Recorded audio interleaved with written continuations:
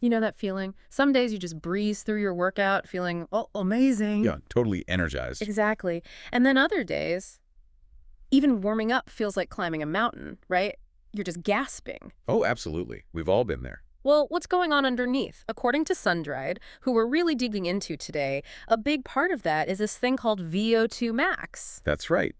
Sun-dried highlights it's not just about your fitness today. It's actually a pretty fundamental measure of your overall vitality. Yeah. Think of it like the power of your body's aerobic engine. Ooh, aerobic engine. I like that. Okay, let's pop the hood then. What is VO2 Max, really? Sundried breaks it down pretty clearly. They do. Basically, it's the absolute maximum volume of oxygen your body can effectively take in, transport through your blood, and then crucially, use by your muscles during really intense exercise. So it's not just breathing, it's the whole chain.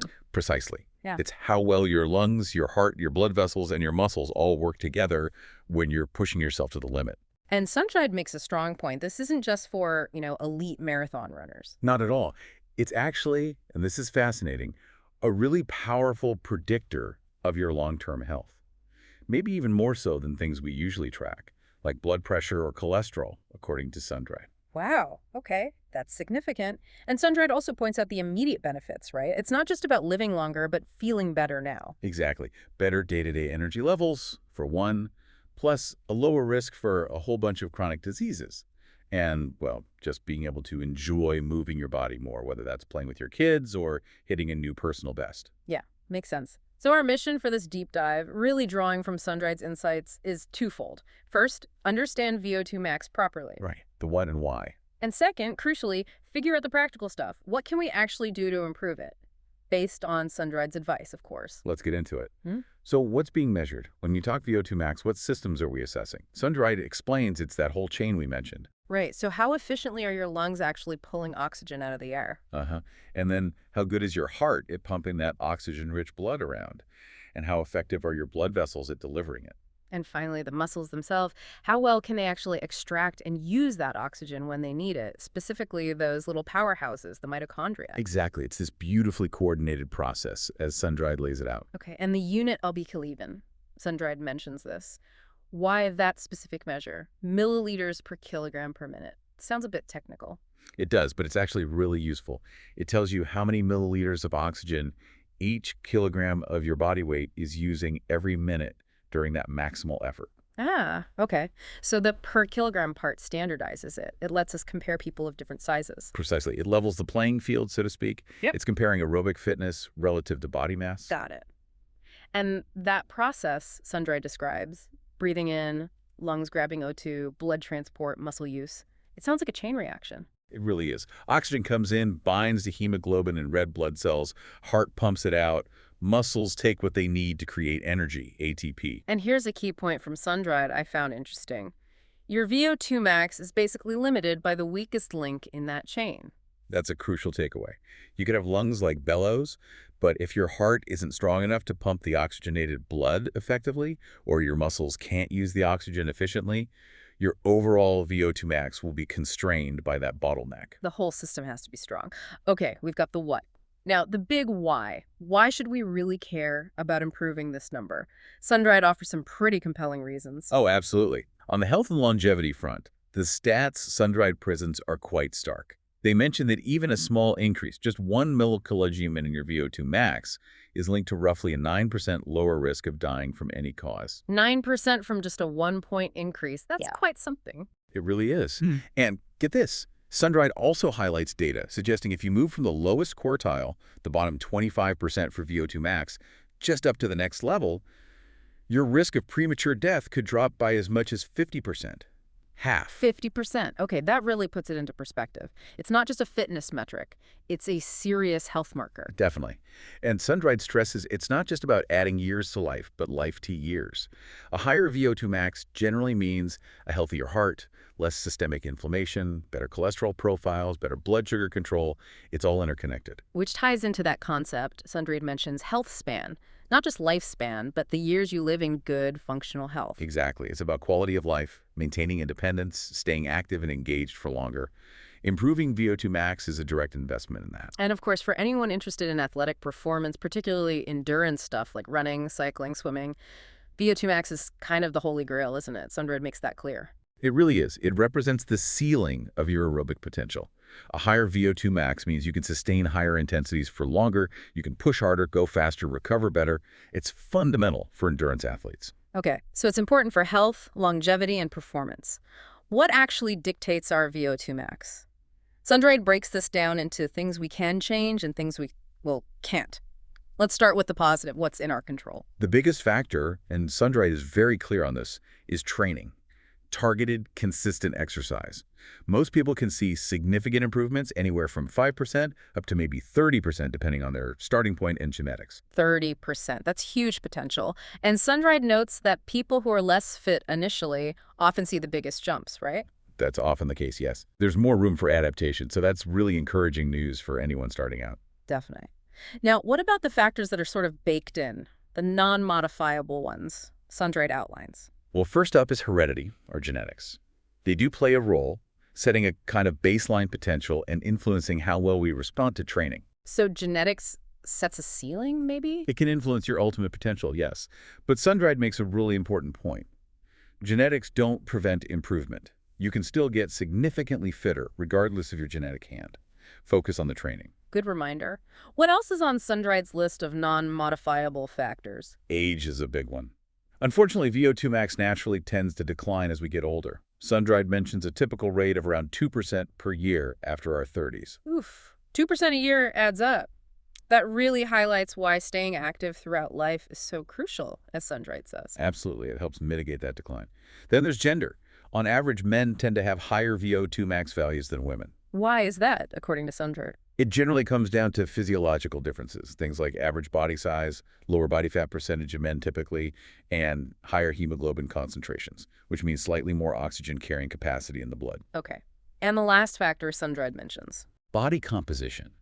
Specifically, having more lean muscle mass tends to correlate with a higher VO2 max. Yeah. But again, the core message from Sundried is empowering. Focus on what you can change your training, your lifestyle. That's where the real power lies. Right. Control the controllables. Okay, we know what it is, why it matters. How do we actually figure out our number? Sundried covers a few ways to measure or estimate VO2 max. They do. They start with the gold standard, which is direct laboratory testing. This usually involves running on a treadmill or cycling on an ergometer while wearing a mask. A mask that measures your breathing. Exactly. It measures the oxygen you consume and the carbon dioxide you produce. You exercise at increasing intensities until you absolutely cannot continue. You hit your maximum effort. Sounds maximal. What are the pros and cons Sundried highlights? Pro. It's the most accurate method, usually within about 3% error. Plus, you get extra useful data like your true maximum heart rate, lactate threshold points. Great for precise training zones. And the cons? Con. It requires that all-out effort, which can be uncomfortable and requires motivation. And, as Sundried notes, it's generally expensive and requires access to a specialized lab, not feasible for everyone. Right. So what are the more accessible options Sundried discusses? The field tests. Yes, indirect field tests. These use standardized protocols like running a certain distance or time, and then plug your performance into a formula to estimate your VO2 max. Sundried mentions the classic Cooper test. Ah, run as far as you can in 12 minutes. I remember that from school. That's the one. Sundried also lists others, like the Rockport walking test, walk a mile briskly, check your heart rate, or the Astron rhyming test on a cycle ergometer, which is submaximal. Submaximal sounds less intimidating. It is. And Sundried also includes others in their overview, like the 1.5-mile run-walk test, or even a simple 3-minute step test. They're less precise than the lab test, for sure, but way more practical. Okay. And what about our watches? My smartwatch gives me a VO2 max estimate. How reliable is that, according to Sundried? Yeah, Sundried addresses wearables. These typically use algorithms based on your heart rate during GPS-tracked runs or walks. They're super convenient for tracking trends over time, seeing if your number's generally going up or down. But for the actual number itself? Sundried advises caution. Their accuracy is generally lower than lab tests or even well-conducted field tests. Good for motivation and tracking progress, maybe less reliable for the absolute value. Got it. So let's say we have a number, whether from a test or a watch. How do we know if it's good? Sundried provides context, right? Like those comparison tables. Yes, they explain you need to compare your score to normative data for your age group and gender. Sundried includes tables showing ranges typically classified as poor, fair, good, excellent, superior. Can you give an example? Sure. For instance, Sun-dried might indicate that for a man aged 20-29, a VO2 max over 52 millikilogrammin could be excellent, whereas for a woman in the same age group, excellent might be above 41 millikilogrammin. These values adjust with age, naturally. So it's relative. And Sundrade's advice isn't just to chase elite numbers. Definitely not. They really stress focusing on personal progress. Compare your current score to your previous scores. Are you improving? That's the main thing. Small gains consistently add up to big health benefits. Don't get hung up on comparing yourself to Olympians. Excellent advice. Okay, the moment we've been building towards. How do we actually increase our VO2 max? Sundried lays out their top 5 tips. Let's dive into tip number 1.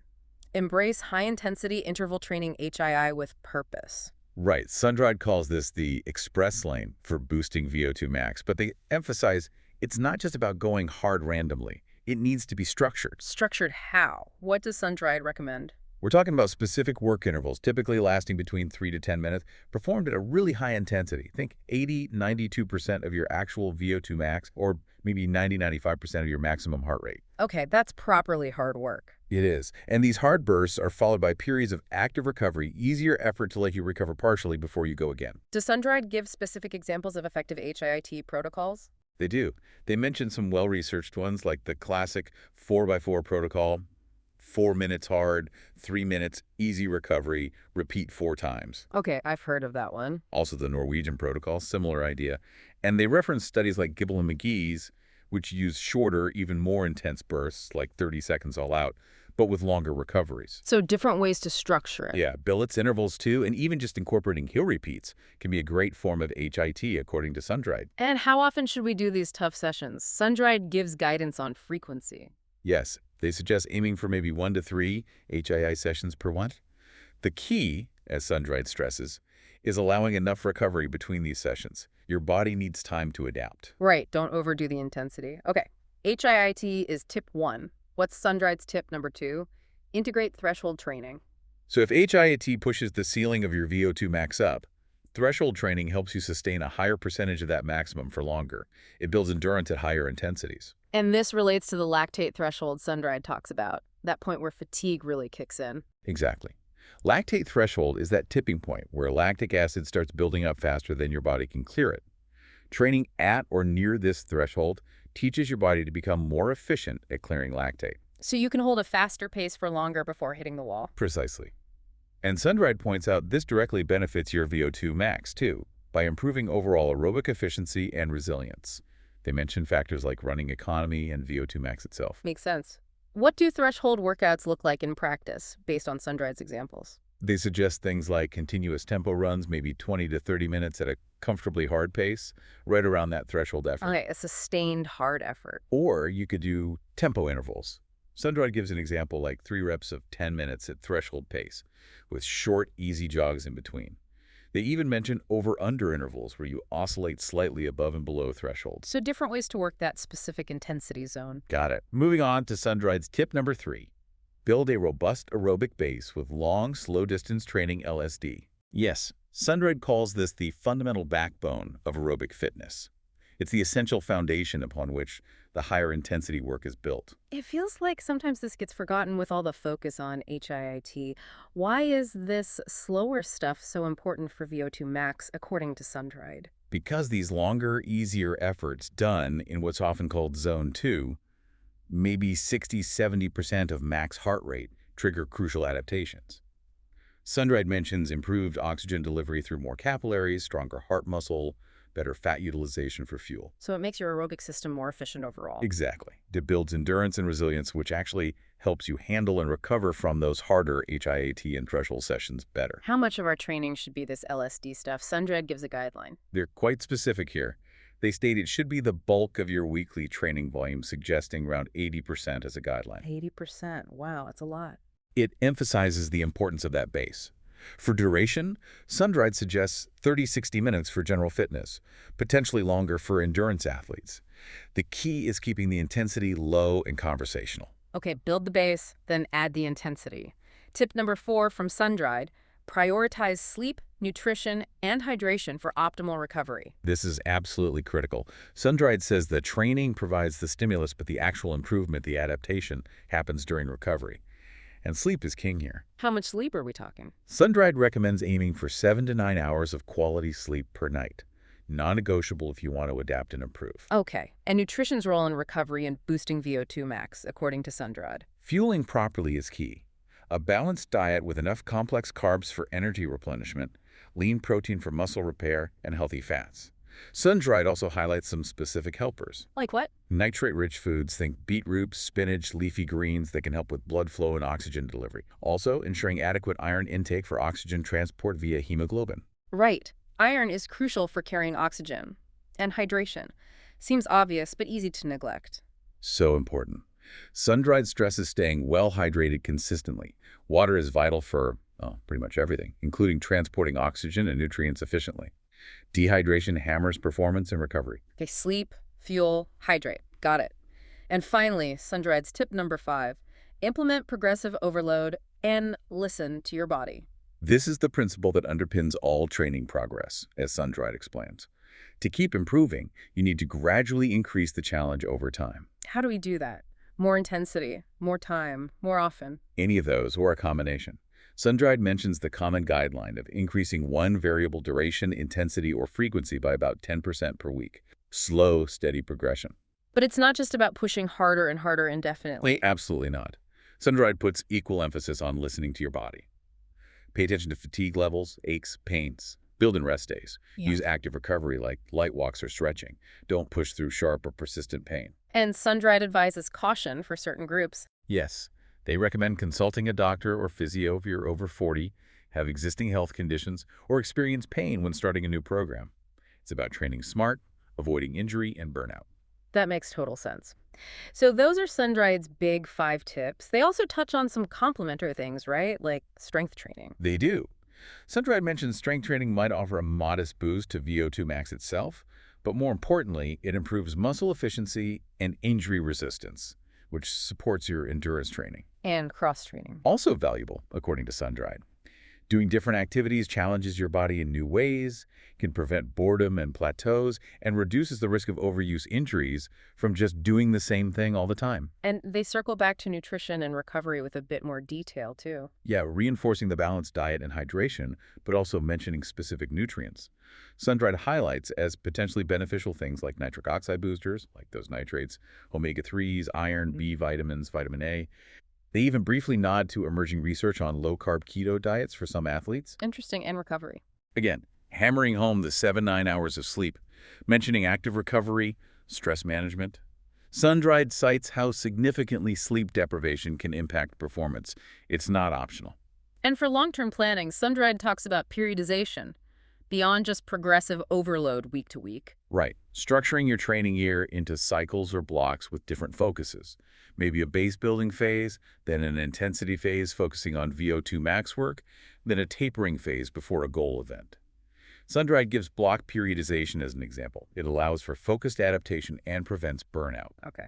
Lastly, Sundried includes some important warnings or common mistakes. Yes, things to avoid. Overtraining is the big one, doing too much too soon, ignoring recovery. Also, skipping warm-ups or cool-downs, using poor form, not progressing training, having unclear goals, maybe doing only cardio with no strength work, or neglecting that crucial nutrition and sleep piece. And they reiterate when to seek professional help. Definitely. If you have health conditions, persistent pain, or over 40 starting intense training. Sundried notes that experts like exercise physiologists can provide accurate testing and really personalized plans. Right. So wrapping this all up, it's really clear from Sundried's insights that VO2 max isn't just some obscure number for athletes. It's a fundamental marker of our fitness and, importantly, our overall health. Absolutely. And the most powerful message I think that comes through from Sundried is that for almost everyone, this is something you can improve with the right approach. It's not fixed. Yeah, that's really motivating. So the key strategies, drawing heavily on Sundried's top tips, seem to be mixing that purposeful HIIT. Don't neglect threshold training to build sustainable speed. Right, build that huge aerobic base with lots of easy, long, slow-distance work. Nail your recovery sleep, nutrition, hydration. And apply that progressive overload principle carefully, always listening to your body. That's the formula, really. As SunDried lays it out, it's a combination of these elements, consistently applied. That's how you boost your VO2 max and reap all those health and performance rewards. So a final thought for everyone listening. Looking at those top 5 tips from SunDried, the HIT, the threshold, LSD, the recovery, the progressive overload, Yeah. which one feels like the area you could focus on, maybe starting this week? Yeah. What's one small step you could take towards improving that aerobic engine? And if you want to dive even deeper or check out some gear to support your training, definitely head over to the SunDried website. They've got a ton of great info.